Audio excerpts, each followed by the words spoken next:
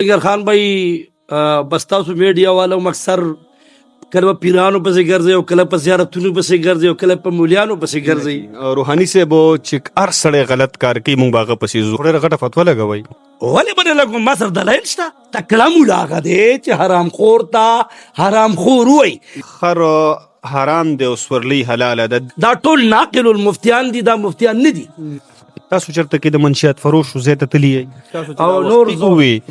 دا ونترکو ټکه چمکله استعمال کچ تاسو قطه کوي نو څه شي قطه کوي تعلق قطه کوي داغي خوراک داغي روزګار او داغي پیسې اگستل. او تاسو کله امدقه د لازم عبد الله روحاني صاحب چې کله بیمار پورسه لاړ شي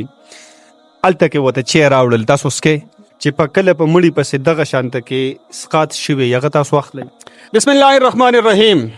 دا خیبر ترجمان ټلویزیون قدرمنو کتونکو السلام علیکم. سنگر خان ما خو په دې معاشره کې یو مسله راپیښه ده منشیات فروشي. خو سیبا یو هغه خلک دي چې منشیات خرڅي بیا په نږدې ورځو کې مونږ سبازه علماء کرام وینو داغي ویډیوز راځي چې غزي د منشیات فروش زیتا او التکی کینی. د یو عام امی سړی په ذهن کې دا سوال پیدا کیږي چې یاره یو عالم وي یو ډېر تکړه عالم وي هغه دغه شانته کې زه ته زی نو یا دا سیز حلال دی د خوړل حلال دی یا د کاروبار حرام دی. په معاشره کې عام سړی دا اثر اخلي چې یاره زما عالم او مفتی داسې زه ته زی نو هغه خیال دا کوي چې دا ټیک کار دی او بیا ورته عام سړی دی منشیات فروشی طرف ته مایل شي او هغه هم دا کاروبار شروع کوي. په دې موضوع باندې خبرې کوم. ما سره مفتی عبد الله روحاني صاحب موجود دی. دینه تفصیل اورو د حقیقت تاسو مخې تقدمه چې دغه ځای کې دغه خلکو سره ناسته پاسته خوراک سکاک حلال دی حرام دی که حرام وي نو بیا علماء کرام ولی کوي. مفتی صاحب تاسو د وخت ډېره زیاته مننه کوم. اول خو راته دا ووایئ چې د منشیات فروشۍ نه کومه پیسه راځي په هغې باندې یو سړی لاړی بازار کې غوښه واخیستله چای پې واخیستو ډرای فروټس یې واخیستلو هغې خوړل بیا حرام دي که حلال دي؟ اصغر خان بھائی بس تاسو میډیا والو مکسر کله په پیرانو پسې ګرځي او کله په زیارتونو پسې ګرځي او کله په مولیانو پسې ګرځي. روحاني صاحب چې هر سړی غلط کار کوي مونږ باغه پسې ځو کار دی خو چې کار غلط وي هغه پسې به ځو. هر غلط کې قرآن کې احادیث کې الحلال بین والحرام بین حلال هم ښکاره دي او حرام هم ښکاره دي. چې یو سړی مفتی شو مولا شو عالم شو او هغه چې دی د حرامو نه توبه نه وباسي او خوري نو دی په دې مونځ کې په دعای قنوت کې ونترکو من یفجرک ولي وایي کټ دي کې دا ټکی د کټ کې ځکه چې دی خو چې زه به هغه څوک پرېږدم چې هغه ناروا کوي هغه حرام کوي هغه مکروه کوي نو چې عالم وي که هغه څه یم که بل یم حرام ته حرام نه وي حرام ته حلال ویل دا کفر دی. دا کله مسلمانی نه ده. یو سړی لاړی پردي خیرات ته کېناستېده په ږیره باندې غوړي راوبایل ویې خوړل او خو ته پته لګي چې حرام مې وخوړل د سودخور مال مې وخوړو د نورو منشیاتو والا مال مې وخوړو او بیا ورته وایي چې خدای پاک دې وبخه. نو زه د دې کتابونو په رڼا کې دا خیم چې چا داسې خلکو ته دعا وکړه غیر مسلم وګرځېدو د ایمان نه خلاص شو. ډېره غټه فتوا لګوئ. ولې باندې لګوم ما سره دلایل شته. ګنې دې راوړي چې حرامو ته حلال پسه وایي هغه هیله دې وښیي حلال ښکاره. زما مفتی صاحب سوال زما دا دی چې یو سړی دی د منشیات فروشۍ نه کومه پیسه راغلې ده د هغې نه یو څیز په هغې باندې یو څیز خوړل حلال دي یا حرام دي؟ حرام دي. کوم دي که حلال دي؟ حرام دي. چې کوم شی حرام دی او د حرامو کاروبار کاغه هر څه هغه حرام دی. حرام لیکونکې حرام ورکوونکې حرام خوړونکې دا د رشوت مسله رشوت کوونکې رشوت ورکوونکې رشوت خوړونکې دا ټول یو مسله نه ده. نو بیا خو دې کې سوال دا پیدا کیږي چې دا کوم علما بیا دغه شانته کې ځایونو ته ځي یا خو دوی ته بیا د دې حرامو د تعریف نه ده پته یا ورته پته ده قصدن داسې کوي څه وجه ده؟ زه وایم چې څه مجبوري دوی چېرې دي زه او هغې سره کیني هغې ته دعاګانې کوي د هغې نه تاویږي او د هغې نه پستې خوري او د هغې نه خوراکونه کوي چې دې علماو دا خلک په حرام او حلالو کې راټینګ کړه او بیا په دې مسله متفق شو پاکستان کې صفا دی سو به نه قتل وکړي نه به حرام وکړي نه به رشوت والي خو بدقسمتي چې موږ په مسلو کې وایو په منبر باندې په خوله باندې زګونه راولو چې یاره بس دا دی او دا دی چې یاره تکړه مولا هغه دی چې حرام خور ته حرام خور وایي دی چې دی دا منشیات ټول په سعودي عرب کې خرڅېږي هلته چې دی دا مصیبت شروع دی هغلته ورته په کعبه کې خیري کېږي نو چې په کعبه کې ورته خیري کېږي نو حلال د کوم طرف شو او دا څونه کتابونه چې دي د حرامو باس خدي کې اوس سوال بل کوم جی معاشري ته مونږ څه پیغام ورکو معاشرې ته دا پیغام دی چې هغه خلک چې د شر مخالف دي مطلب حرام کوي مکروه کوي مفسد کوي ناروا کوي نو تاسو په منځ کې روزانه د الله سره وعده کوي په دغه وتر کې چې ونخلو ونترکو ما یفجرک مونږ باغه څوک پریدو چې هغه ناروا کوي هغه یعنی ګناه کوي ګناه والا به پریدو نو چې ګناه والا ته ورځي او هغه سره کینی او هغه په ملا باندې ډبې نو دې ګناهګارانو ته زموږ خاص دی چې د الله تعالی په دې ځمکه ډېر حلال شته حلال کاروبارونو ته لاړ چې د حرامو نه توبه وباسئ اوس جی دې کې خبره دا کوم دا زلمه ناست زما مخې ته عبدالله دی ویني چې عبدالله روحاني صاحب د یو منشیات فروش په ځای کې ناست دی هلته کې هغه خوراکونه کوي هلته کې ټک ټاک جوړي هلته کې ویډیو جوړي عبدالله روحاني صاحب دی زلمی له څه پیغام ورکو دا زلمی به دا وایي چې دا کار خو ټیک دی ځکه زما مفتي زما امام ته لري هلته کې کینی نو زه څوک یم زه خو یو انپړه سړی یم دی به هم دغه کار شروع کوي ناروا سپورټ والا هغه به خامخا دا خبره کوي چې د استادان ولتلي مفتیان تلي قاضیان تلي شیخ الحدیثان تلي دي هلته ناست دي نو لهذا دا شی جوړی جایز دی الان کې چې دنیا د هغه سر نه د شرقن غربن شمالن جنوبن او دا ټول کتابونه تاسو ولټوئ نو حرام حرام دي او حلالو حلال دي خو مفتي صاحب دا راته ووایه مونږ خو نه پوهېږو که نه دا څه قیصه ده چې خر حرام دی او سورلي حلاله ده قصه خو د خر نه ده چې خر حرام دی او سورلي حلاله ده د موټر چې دی دا څه شی دی او د موټر مسله چې دی په خر باندې قیاس کول دا څه مجتهد خو نه دی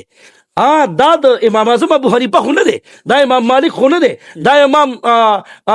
امام ترمذی خو نه دی دا ټول امامان سیاست والا خو نه دي چې ته یو مسله قیاس کې پاغه باندې قیاس تعالی اجازه ته درکړې چا دي چې ته د موټر مسله په خر باندې قیاس کې تعالی اجازه کوم کتاب درکړې لري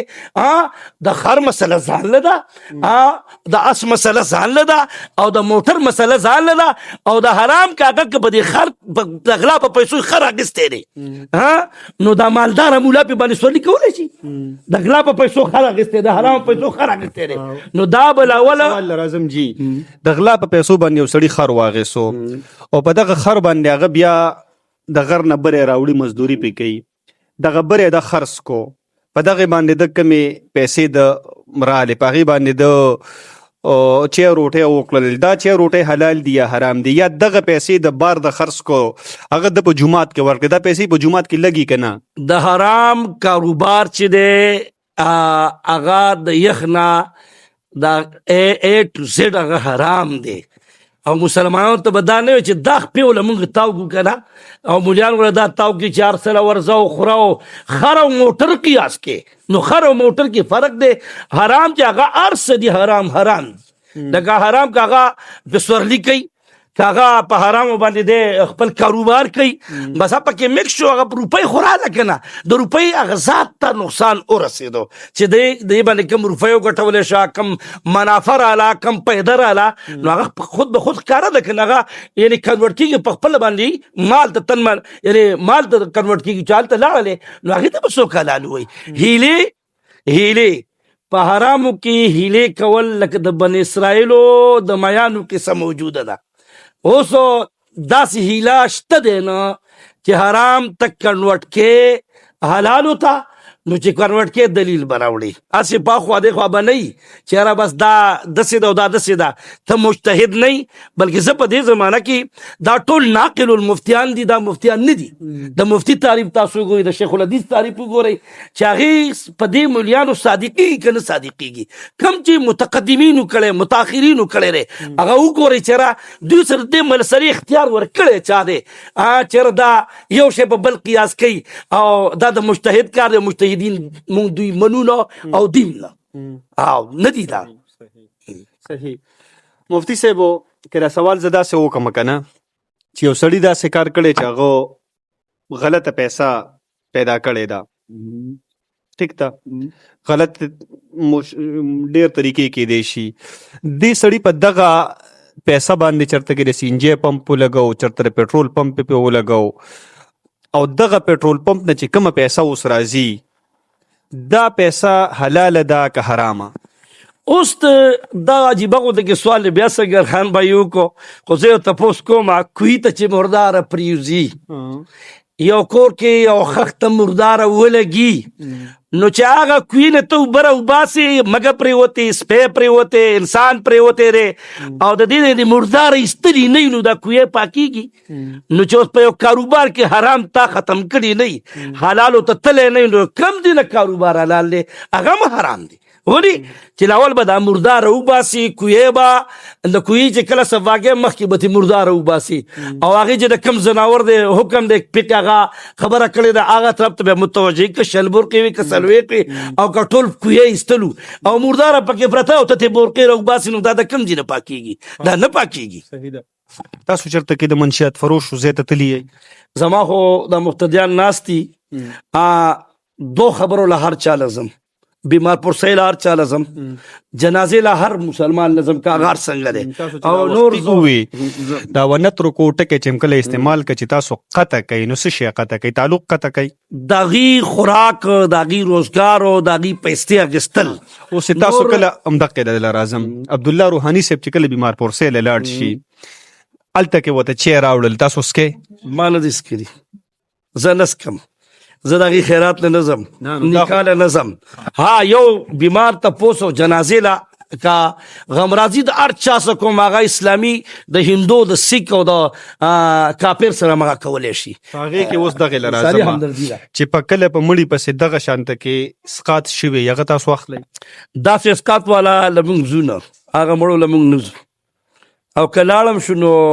غلي ترې راوځو اخلئ نو؟ اخلي نه نزو او کسو کینو ثابت دي کې او لکه حرام ته موږ حرام وایو. البته به موږ ټول مسلمانان به یادو چې خدای هدایت ورته وکړي، سمې لارې ته راولي، د حرامو نه وساتي. دا موږ هر مسلمان دپاره دعا کوو، بلکې کافر ته وایو چې خدای پاک دا کافر هم اسلام ته راولي. قدرمنو کتونکو دغه اهمه مسله وه د دې معاشرې او ما نه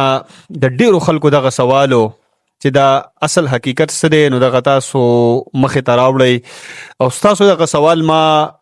مفتی عبدالله روحاني صاحب مخې ته کېښودو، د هغې جواب هم پې تاسو واورېدو چې څه دی حقیقت په تاسو باندې واضح شوی وي. خوشحاله اوسئ، خادم غواړم.